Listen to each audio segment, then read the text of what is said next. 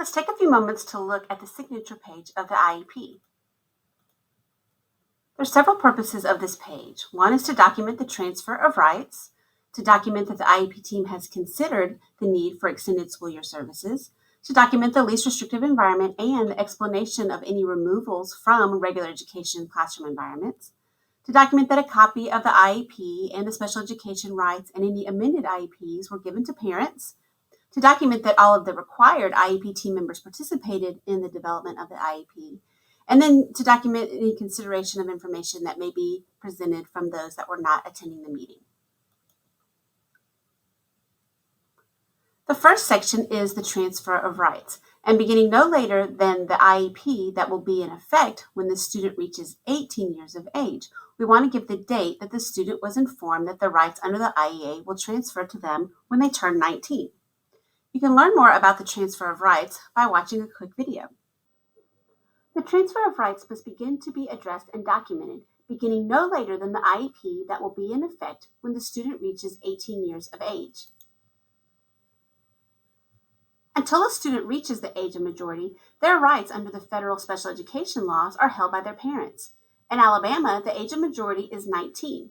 When a student reaches the age of majority, there comes the transfer of rights, which is the passage of the rights from the parent to the student.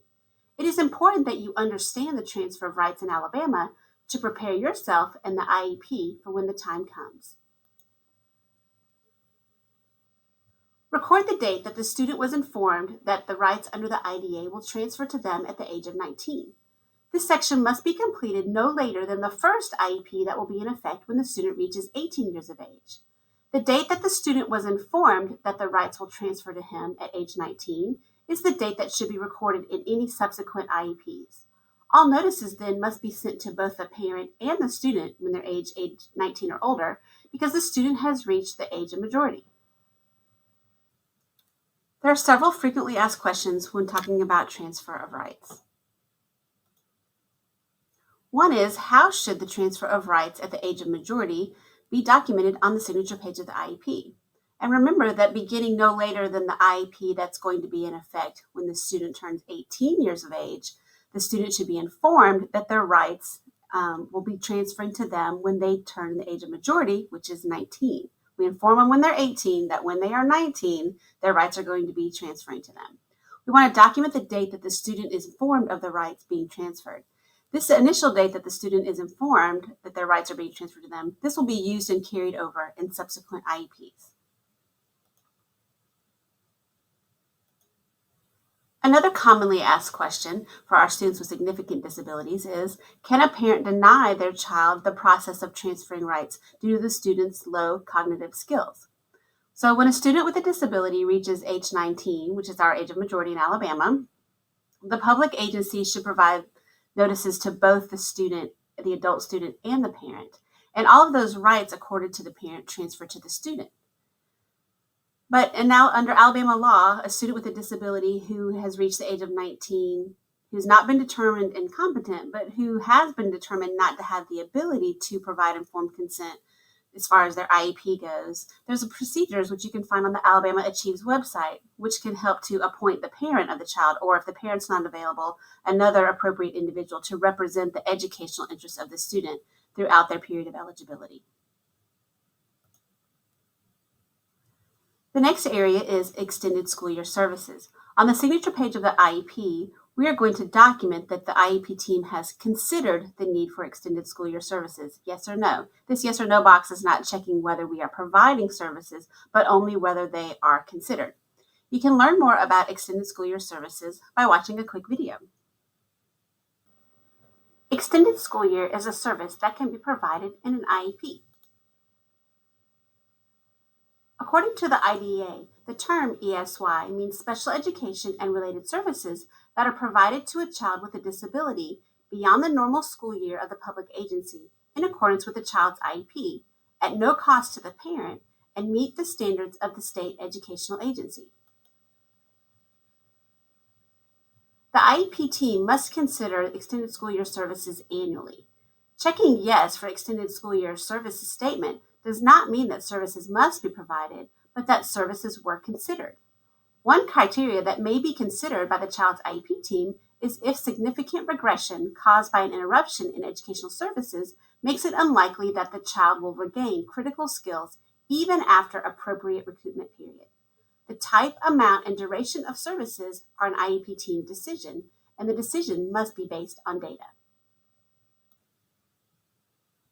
The next section is on the least restrictive environment, and the IEP team has to answer several questions. One is, does the student attend the school that they would were they non-disabled? And number two, do they receive all special education services with their non-disabled peers? And each of these is a yes or no question, and if no is checked, an explanation is required. You can watch a quick video here to learn more about the least restrictive environment. There are several frequently asked questions in regards to the least restrictive environment. It's very important to note that there is a specific time when the LRE should be addressed. At what point in the process should the least restrictive environment be determined for a student? It needs to be determined at the IEP meeting by the IEP team once services have been identified. The IEP team has to consider each LRE option to work through that continuum to determine the appropriate LRE. It is not appropriate to determine the placement prior to the meeting because that is considered predetermination.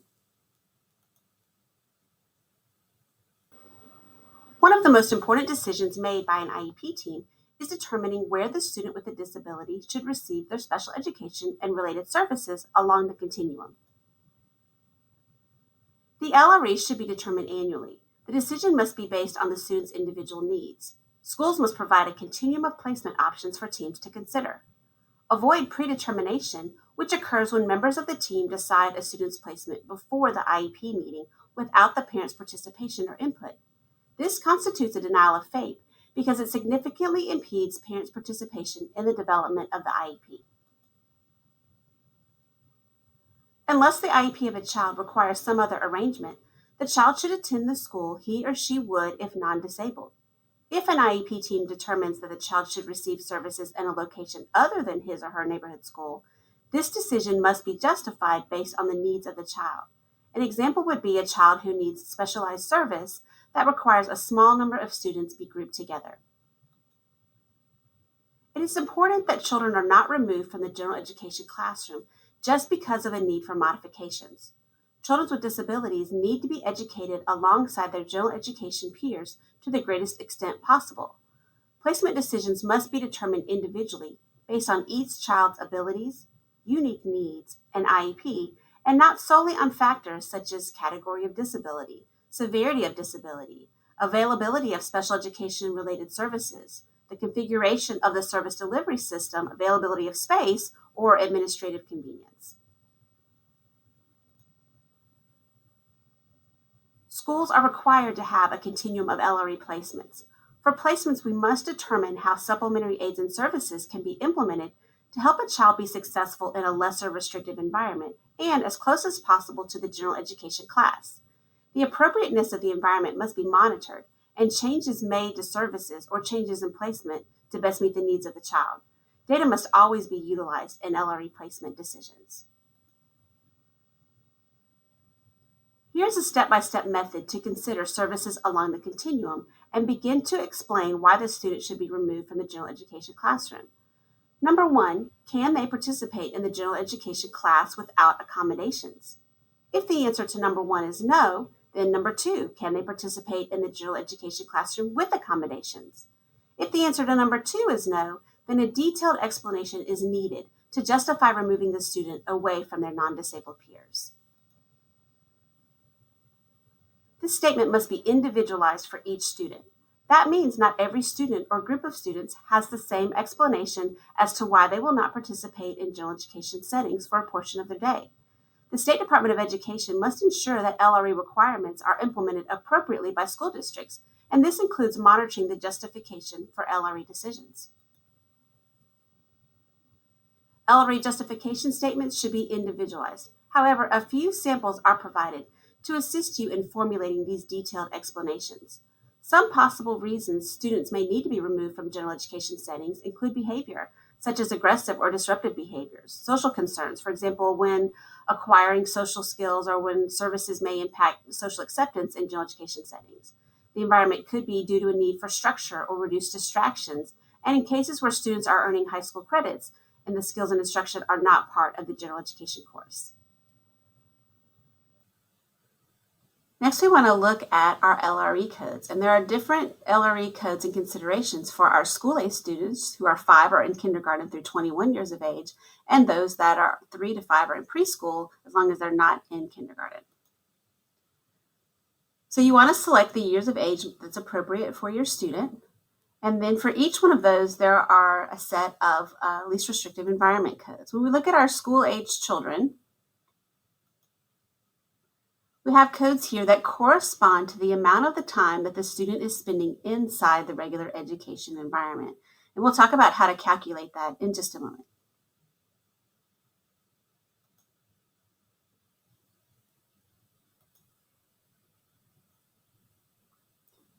You can learn more about calculating LRE codes for school-age children by watching this video. It is important that the LRE is calculated correctly. Check to see that the length of services provided outside of the general education setting as described on the services page match what you have calculated on the LRE part of the signature page. It's important to note that time spent outside of a regular education environment receiving services unrelated to the student's disability, for example, time spent receiving LEP services, should be considered time inside the regular education environment. Educational time spent in age-appropriate community-based settings that include individuals with and without disabilities, such as college campuses or vocational sites, should also be counted as time spent inside the regular education environment. The first step is to add the total amount of time the student is receiving services outside of the general education environment. For example, if a student receives services for reading 5 times weekly for 60 minutes each, and speech language services 1 time each week for 30 minutes, the total time spent outside of the general education setting adds up to 330 minutes per week. The next step is to subtract the total time spent outside of the general education setting from the total time spent in school.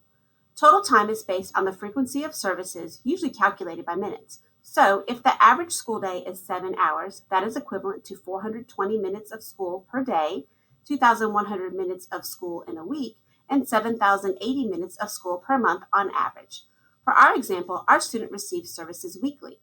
We subtract the time spent outside of the general education setting from the total time in school to arrive at 1,770 minutes of school each week inside the general education setting. Step 3 is to divide the number of minutes spent inside the general education environment by the total number of minutes in school, including lunch, passing periods, recess, or study periods. In our example, when we divide, we get 0.84. Step 4 is to multiply the result by 100 to determine the percentage of time spent in general education settings. For our example, the student spends 84% of their time in school in the general education environment. On the signature page of the IEP, we find the LRE code whose meaning matches our calculations. For our example student who spends 84% of their time in the general education environment, LRE code 01 is most appropriate. You can learn about calculating the LRE codes, the time spent in the general ed setting for our preschool students by watching this video here, as this process is very different. When you're calculating preschool LRE, you'll want to consult the LRE decision flowchart for preschool. It's located on the Alabama Achieves website, and also the URL is here for you. Here's a look at the chart. It's a very handy tool when you're having IEP meetings and want to have a robust discussion about the least restrictive environment for a preschool student, or if you need some clarification on what LRE would be appropriate for the student you're talking about. So the primary question to consider when determining preschool LRE differs from school-age LRE in that you're thinking about where does this child receive the majority, at least 51% of all his or her special education and related services. Where are those being provided? One LRE that's very common and it seems to be misunderstood is LRE 19, service provider location or other location not in any other category. You'll want to choose LRE 19 whenever you have a student who is not attending a formal preschool program, Mother's Day out, or anything like that. So he may be at home with his mom, but he does come to your office or school or somewhere to get his or her special education and related services. That is going to be your LRE 19 student. LRE 14 is one that is also commonly misused. LRE 14, home. Now, this is for students who are not attending any kind of preschool program and they receive all or the majority of their special education and related services in their house. If they don't come to you, you go to the house.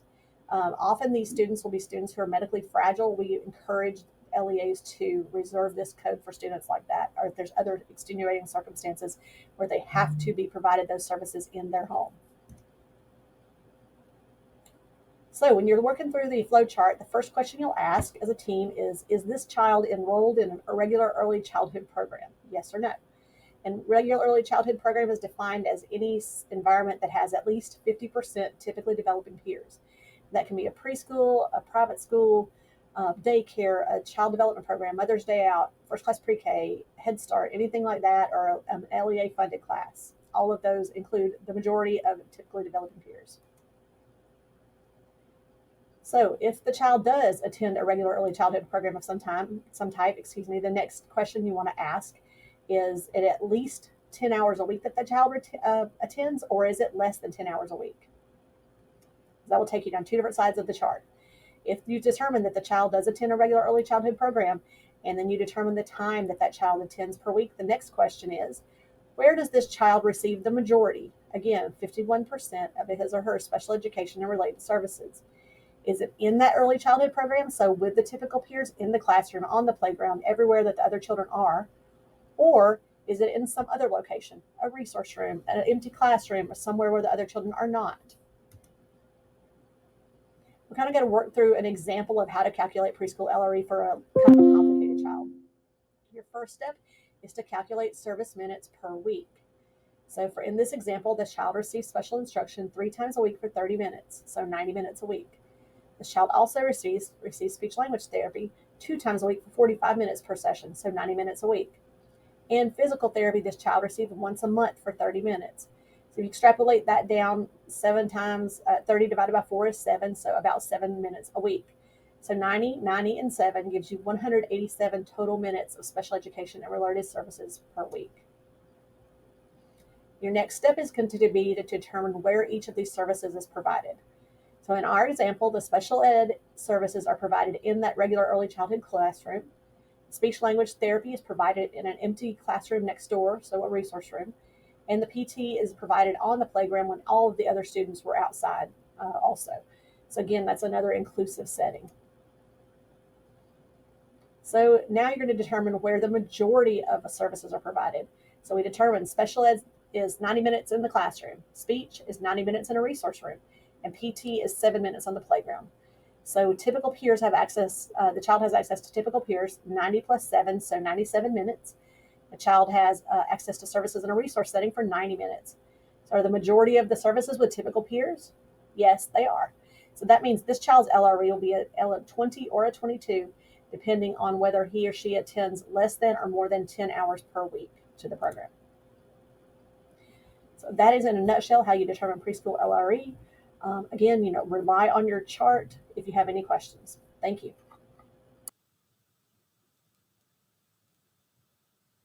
The next section is on parent copies. We asked the several questions. Was a copy of the IEP given to parents or the student if they're 19 or older at the IEP meeting? Yes or no? And if no is checked, then we have to put the date at which they were provided their copy of their IEP.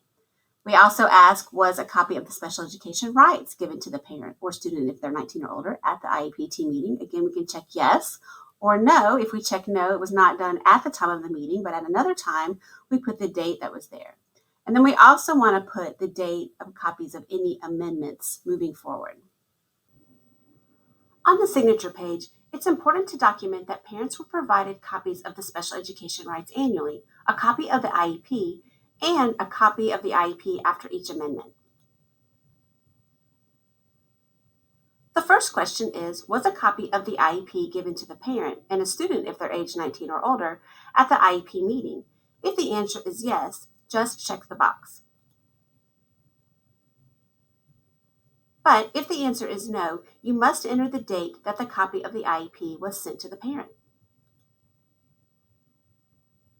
The next question is, was a copy of special education rights given to the parent or student if they're age 19 or older at the IEP team meeting? If the answer is yes, just check the box. But again, if the answer is no, provide the date that the special education rights were given to the parent.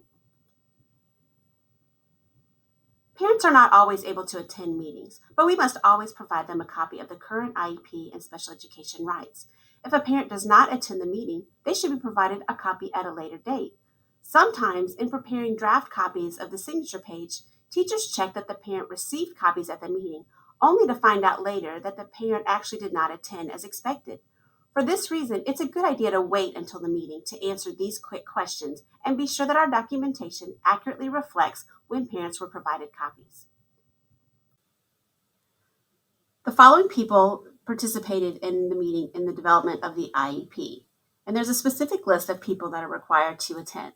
So we have to ensure that the IEP team for each child includes at a minimum the following: the parents of the child with a disability, no less than one regular education teacher of the child, no less than one special education teacher of the child, a representative of the public agency, that LRE representative, and to be an LRE representative, they have to be qualified to provide or supervise the provision of specially designed instruction, knowledgeable about the general education curriculum, knowledgeable about the availability of resources, and to have the authority to commit those resources to ensure that the IEP services will be provided. We also are required to have an individual who can interpret the instructional implication of evaluation results, and this could be another member of the team serving in a dual role. Whenever it's appropriate for students of transition aid, we want to include the student with a disability. And then there's several different types of extra service providers that can be included as long as parents give their consent.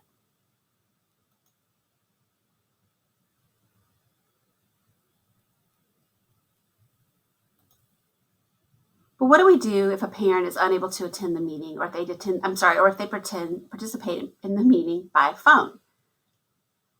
How do we document that parents participate in a meeting if they participate virtually or by phone? In this case, participation should be documented on hard copies of the forms in the student information system, and on the parent signature line, we just write that the parent participated by phone or parent participated virtually. Another common question is which regular education teachers should attend the IEP team meeting. So the regular education teacher should be one who has knowledge of the general education curriculum for the grade that the student is going to be in during the implementation of the IEP, and they should be a regular education teacher of the student. But if the student is a student with significant disabilities and not participating in the regular education environment, it could be someone, again, who has knowledge of that curriculum. If more than one regular education teacher is going to be working with the student, then the public agency may designate which one will attend the meeting. The IEP team is encouraged to seek input from teachers who don't attend. And then we must ensure that the student's IEP is accessible to each regular education teacher, who will then be responsible for its implementation, and that they are informed of their specific responsibilities. And we do that through the Persons Responsible page. So what do we do if we have someone who is not able to attend the meeting or is not required to attend the meeting? We want to document that information from people not in attendance is received. So we put the person's position, name, and the date the information was received. And it's also important to note that members of the IEP team that are listed in our code as required members may not be required to attend an IEP meeting in whole or in part if the parent of the child and the public agency agree in writing that the attendance of the member is not necessary because the member's area of the curriculum or related services is not being modified or discussed in the meeting.